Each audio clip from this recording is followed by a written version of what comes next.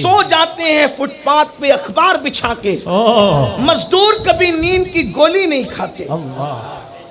بھئی خوف کی وجہ سے ان کی نیند اڑی ہوئی ہے، غم کی وجہ سے غریبوں کی نیند اڑی ہوئی ہے۔ کوئی غمگین ہے، کوئی خوف زدہ ہے، اور ان دونوں کا علاج دو چیزوں میں ہے، کیونکہ قرآن نے ولی کی دو صفت بیان کی۔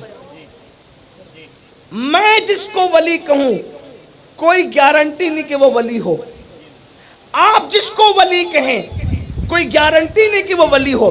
قرآن نے جس کو ولی کہا وہی ولی ہے، اور ولی کی دو صفت ہے، صرف دو صفت، ان کی دو شانیں ہیں اور دو صفت ہے۔ دو شانیں کیا؟ لا خوف علیہم ولا ہم یحزنون، نہ ان کو غم ہے نہ ان کو خوف ہے۔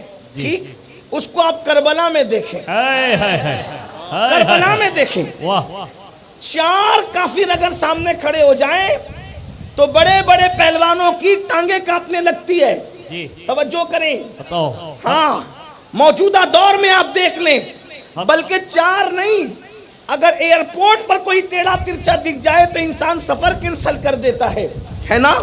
لیکن 22,000 کا لشکر سامنے ہے، 22,000 کا لشکر، امام اس کو دیکھ کر کے خوف زدہ نہیں ہے، امام دیکھ کر خوف زدہ نہیں ہے، اور خاندان لٹا کر حسین غمگین نہیں ہے۔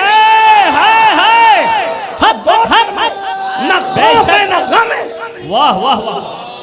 نہ خوف ہے نہ غم ہے، ورنہ کوئی مجھے بتا دے غم حسین کائنات منا رہی ہے، مگر حسین وہاں پر غمگین نہیں بلکہ مسکرا کر حوصلے کا اظہار یوں کرتے ہیں، سب لٹا دیا تیرے لیے، اب بتا کہ تو راضی ہے کہ نہیں ہے۔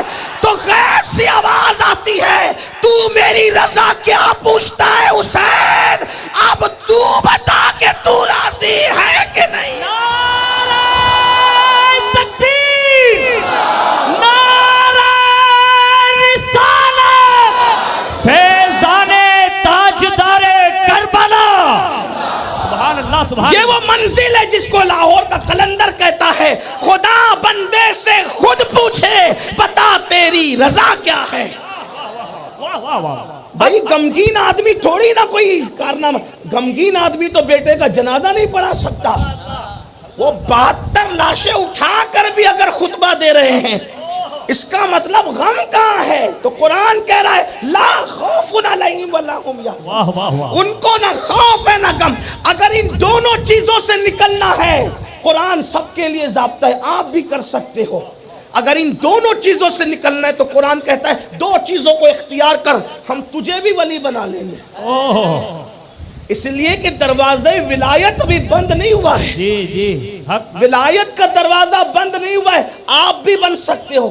کہا مولوی صاحب میں شرابی ہوں، تو بھی میں نے کہا میں بشر حافی کو دیکھتا ہوں، شرابی بھی ولی بنتا ہے، میں نے کہا بشر نہ بنے۔ بشر اگر وہ بنانا چاہیں تو شرابی کو میخانے سے نکال کر کعبے کا مجاور بنا دیتا ہے، ابھی بھی دروازہ کھلا ہوا ہے۔ کوئی باب کرم پہ دستک تو دے کے دیکھے، کوئی کہتا ہے حضرت میں چوری کرتا ہوں، کیا میں ولی بن سکتا ہوں؟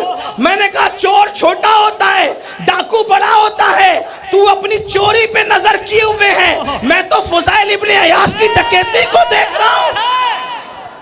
کوئی باب کرم پہ دستک تو دے، کوئی باب کرم پر آئے تو صحیح، اللہ اکبر۔ تو پتہ چلا کیا پتہ چلا کہ دروازہ ولایت قیامت تک کھلا رہے گا۔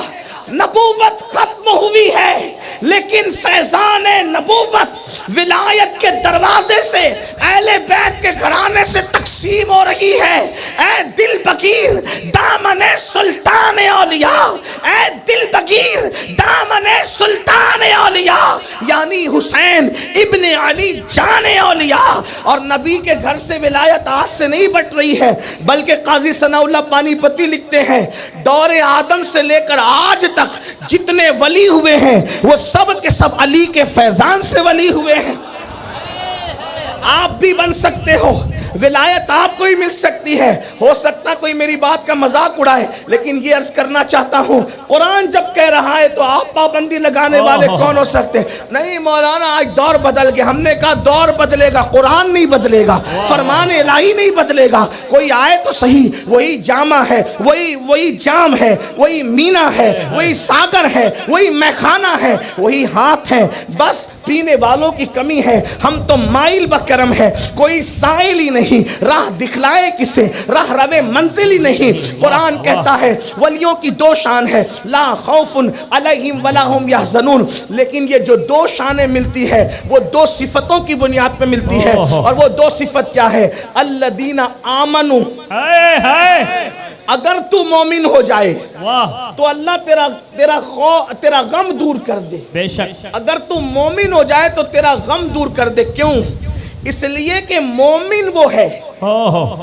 توجہ کرنا, مومن ہونے کی بہت سی باتیں ہیں, لیکن ایک بات کر کے چونکہ عنوان پہ جلدی آ جائیں. مومن وہ ہے جو اپنی جان سے زیادہ رسول اللہ سے محبت کرتا ہے. ٹھیک, تو جو مومن ہو جائے اللہ اس کے غموں کا علاج کر دیتا ہے. کیوں؟ اس لیے کہ